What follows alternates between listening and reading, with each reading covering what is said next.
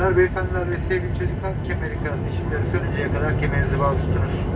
Tüm elektronik cihazlarınızı kullanabilirsiniz. Uçak park pozisyonu ulaştığında boş dolaplarını açarken dikkatli olun. Yolculuğunuzun iyi geçmiş olduğunu ve öğretmenlerle karşılaşmayı diliyoruz. Selen Gülcü Türk Hava Yolları ile uçtuğunuz için teşekkür ederiz. Ladies and gentlemen, thank you for taking your seatbelt fastened until the seatbelt sign has been turned on. You may use your electronic devices. Please be careful while opening the door. And the aircraft reaches its final parking position. We would like to say goodbye and thank you again.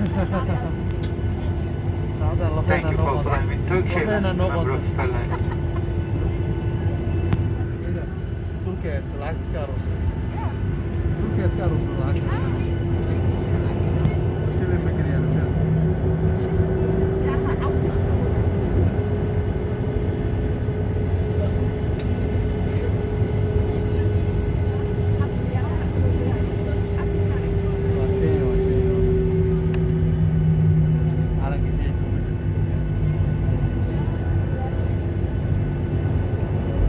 Sayın yolcularımız, uçağımız henüz park yerine ulaşmamıştır.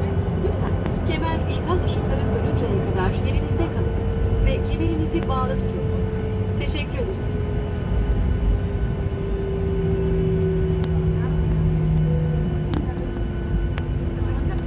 Ladies and gentlemen, our aircraft has not reached its final parking position. Please remain seated with your seatbelt fastened until the seatbelt sign has been turned on. Thank you.